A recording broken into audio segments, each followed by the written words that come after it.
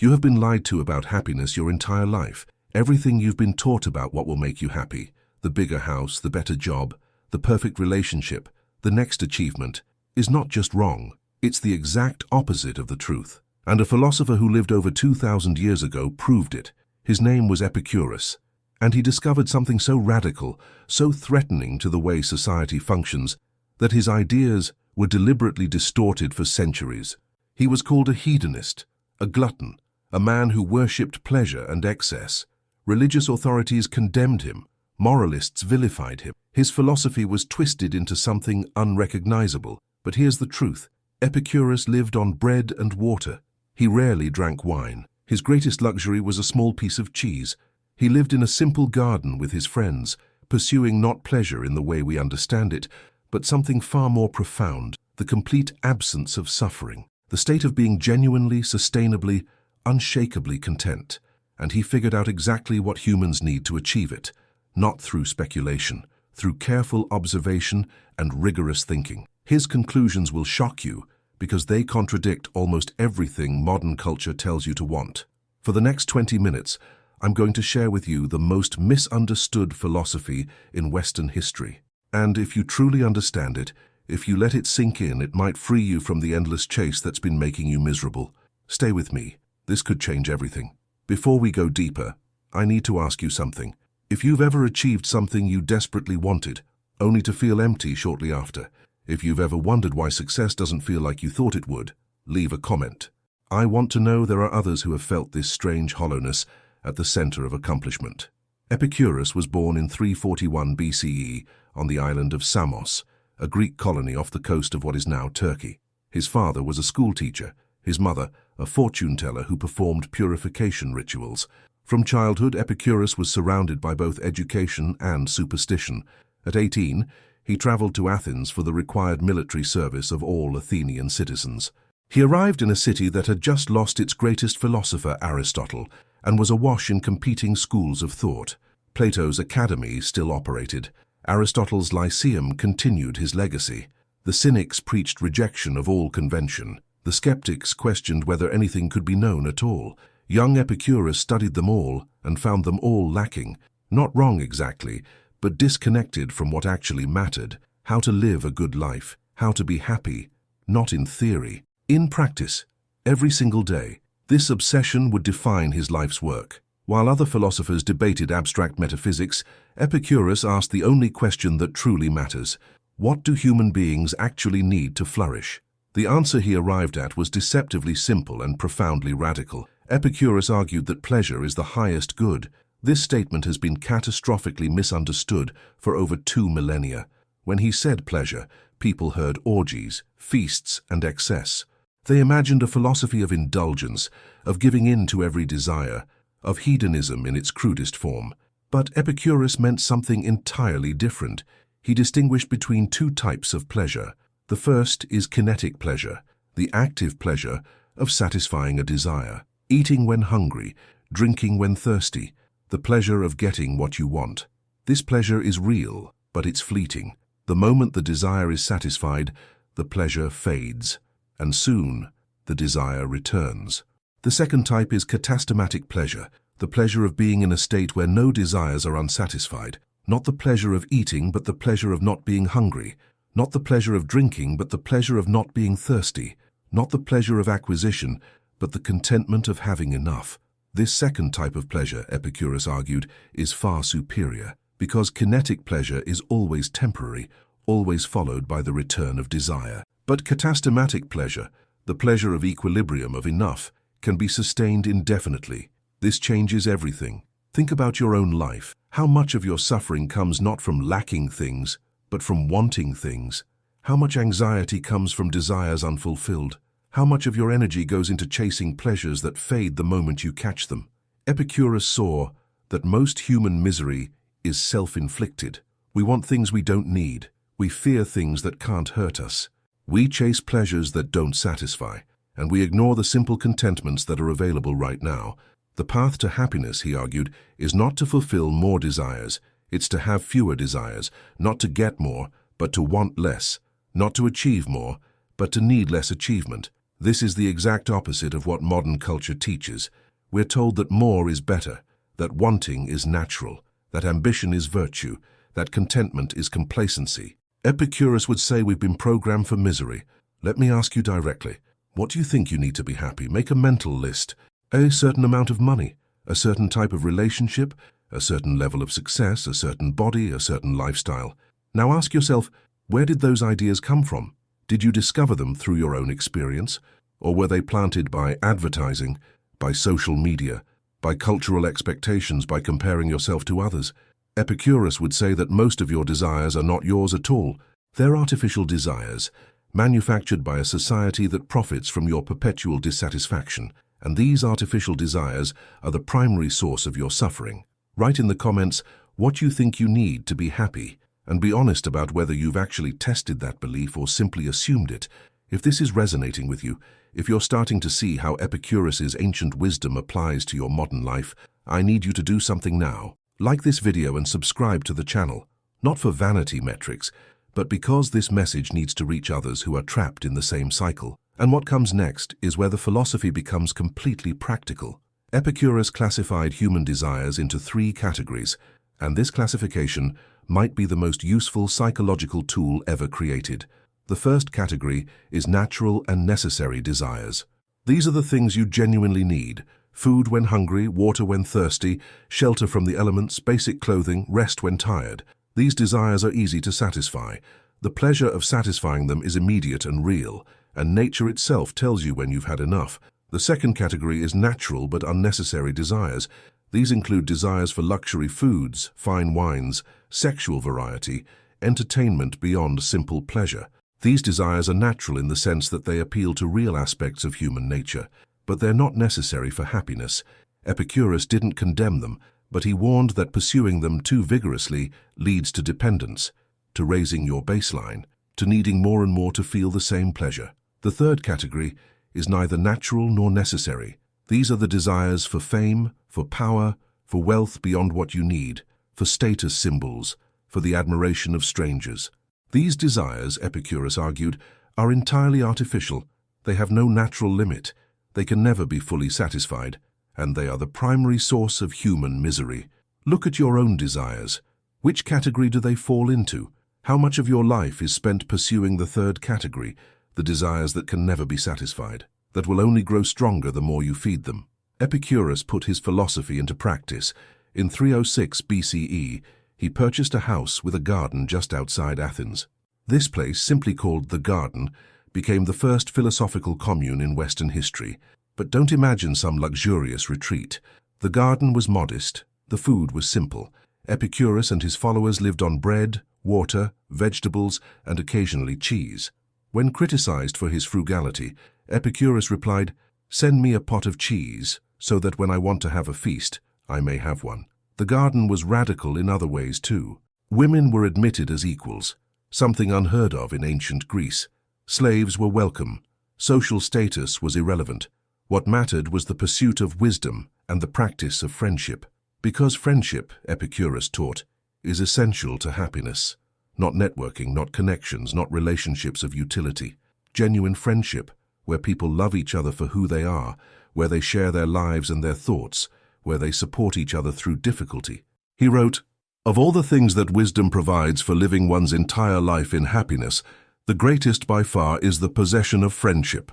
Notice, he didn't say wealth, he didn't say fame, he didn't say achievement. He said friendship. Let me ask you a difficult question. How many real friends do you have? Not social media friends, not networking contacts, not people you see occasionally. How many people truly know you? How many would drop everything if you needed them? How many do you share your genuine thoughts and feelings with? Epicurus would say that if your answer is 0 or close to it, you've identified a primary source of your unhappiness, and no amount of career success or financial achievement will fill that void. Modern life is optimized for many things, but friendship is not one of them. We move for jobs. We work long hours. We communicate through screens. We have hundreds of connections and no real community. Epicurus built the opposite. He built a life around daily conversation with people he loved. He built a community where friendship was the central value, and he was, by all accounts, genuinely happy. But Epicurus's most radical teaching wasn't about pleasure or friendship.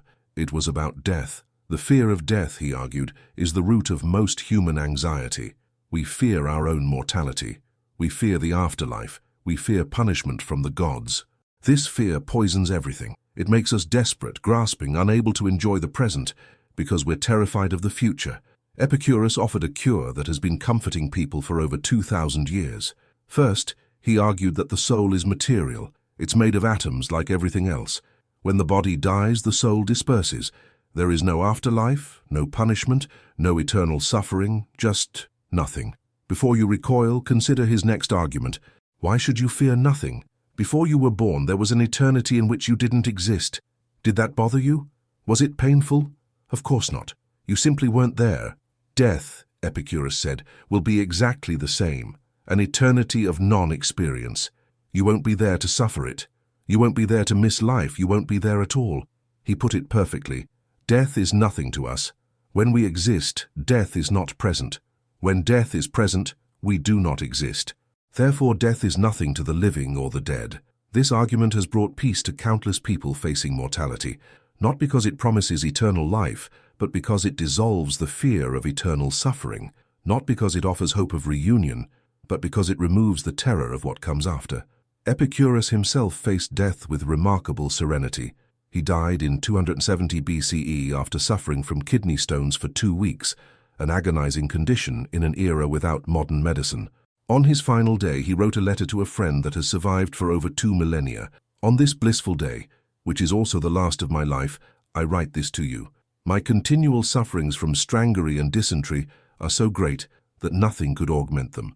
But against all this is set the joy in my heart at the memory of our conversations together. Even in agony, he found happiness in friendship. Even facing death, he affirmed that life had been good. This is not theory. This is a philosophy lived to its final breath. Second question for you. Does death frighten you? And if so, what specifically frightens you? The process of dying, the nothingness after, leaving loved ones, the unknown. Epicurus would say that examining this fear carefully is essential, because an unexamined fear of death corrupts the entire experience of living. It makes us cling desperately to things that don't matter. It makes us unable to enjoy what we have because we're terrified of losing it. Share your thoughts in the comments. This is one of the most important conversations humans can have. Epicurus also addressed the fear of the gods, which in his time was pervasive and oppressive. People believed the gods watched their every action, ready to punish any transgression. They lived in constant anxiety about divine displeasure. Epicurus didn't deny that gods exist. He believed they did. But he argued that they were entirely unconcerned with human affairs. The gods, being perfect and blessed, would gain nothing from our worship and lose nothing from our neglect. They existed in perfect tranquility, undisturbed by human struggles. This was liberating. It meant that the universe was not hostile. It wasn't watching you. It wasn't judging you. It wasn't going to punish you for your mistakes or reward you for your virtues. It simply was. In our modern context, even for those who believe differently about God, there's something useful here. How much of your anxiety comes from feeling watched, judged, evaluated? How much of your behavior is motivated by fear of disapproval, whether from God, from society, or from your own internalized critics? Epicurus offers a vision of liberation from all of this, a life where you act not from fear of punishment, but from understanding of what genuinely makes life good. Let me bring all of this together into what Epicurus called the tetrapharmakos, the 4-part cure for human suffering. First, God is nothing to fear. Whether you interpret this as literal or metaphorical, the point is that the universe is not malevolent. You are not being watched by hostile forces waiting to punish you. You can let go of that anxiety. Second, death is nothing to worry about. You won't experience it. It's not a state you'll be in. It's simply the end of states. The anticipation of death is worse than death itself, which will be exactly nothing. Third, what is good is easy to get. The things you genuinely need for happiness, food, shelter, friendship, freedom from pain, are relatively easy to obtain. The difficult things to obtain, luxury, fame, power, are not actually necessary for happiness. Fourth, what is terrible is easy to endure. Physical pain, while real, is either brief and intense or long and mild. Extreme chronic pain is rare. Most suffering is bearable, and much of it is amplified by our mental relationship to it. This four-part cure, memorized and internalized, was the daily practice of Epicureans. When anxiety arose, they would return to these principles. When desire pulled them toward unnecessary wants, they would remember. When fear of death crept in, they would apply the cure. Now, let me address the obvious objection. This all sounds nice in theory, but how do you actually live this way in the modern world? You have bills to pay, you have responsibilities. You can't just move to a garden and eat bread and cheese with your friends. Epicurus would agree that circumstances differ, but he would also point out that you have far more choice than you admit. You might not be able to quit your job, but you can stop pretending that the next promotion will make you happy. You can stop sacrificing your relationships for career advancement that won't satisfy you. You can stop buying things you don't need to impress people you don't know. You might not be able to move to a commune, but you can prioritize friendship. You can spend less time on social media and more time in genuine conversation. You can stop optimizing your network and start deepening your connections. You might not be able to eliminate all artificial desires overnight, but you can start noticing them. You can start questioning where they came from. You can start starving them instead of feeding them. The Epicurean path is not about dramatic renunciation. It's about gradual liberation. Day by day, desire by desire, fear by fear, reclaiming your peace of mind from the forces that have stolen it. Before we finish, I want to share something personal. I've studied many philosophies, and Epicurus is the one that has most changed how I actually live. Not because it's the most intellectually sophisticated, but because it's the most practically useful. When I catch myself wanting something, I ask, is this natural and necessary? Natural but unnecessary? Or entirely artificial? That simple question has saved me from countless purchases, countless pursuits, countless sources of future disappointment. When I feel anxiety about the future, I remember that most of what I fear will never happen, and even if it does, it will be either brief or bearable. The anticipation is always worse than the reality. When I think about death, I remember that I wasn't bothered by the eternal nothingness before I was born. Why should I be bothered by the eternal nothingness after? These are not just ideas, they are tools, and they work. Final question for you. If you truly believe that you already have everything you need to be happy, how would your life change? What would you stop chasing? What would you start appreciating? This is not a hypothetical question. Epicurus argued that you do already have everything you need, or that you could easily obtain it. The problem is not your circumstances. The problem is your desires. Write your answer in the comments, not for me, but for yourself, because articulating this clearly might be the beginning of a very different life. Before you go, I need you to do something. If Epicurus's wisdom spoke to you, share this video with someone who needs to hear it. Someone caught in the endless chase. Someone who has achieved much but feels empty. Someone who needs permission to want less and appreciate more. And subscribe to this channel. We're exploring the wisdom of philosophers who actually figured out how to live well, not just how to think cleverly. Your subscription helps this message reach others. Epicurus has been dead for over 2,300 years. His school, the Garden, lasted for 6 centuries before Christianity finally closed it. Most of his 300 scrolls were lost. Only fragments survive. But those fragments have been enough. Enough to offer an alternative to the madness of endless wanting. Enough to show that peace of mind is possible.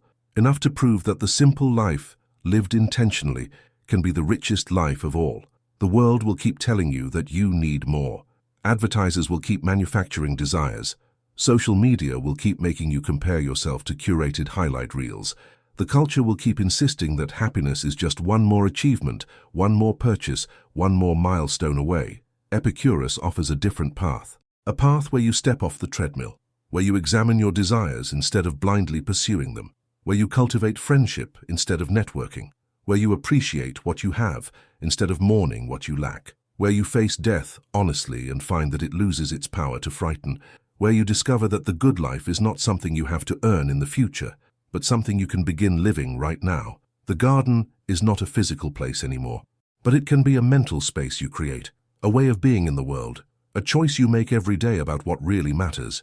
Epicurus planted seeds in that garden 2,300 years ago. They're still growing. They can grow in you too, if you let them. The philosopher who was called a hedonist lived on bread and water and found it enough. The man vilified for pursuing pleasure found his greatest joy in conversation with friends. The thinker dismissed as shallow left us one of the deepest insights into human happiness ever articulated. He wasn't trying to have more, he was trying to need less. And in needing less, he found everything. Now you know his secret. What you do with it is up to you. But remember, every moment you spend chasing what you don't need is a moment stolen from enjoying what you already have. The good life is available. It's available right now. It always was. You just couldn't see it through all the wanting. Now you can. Welcome to the garden.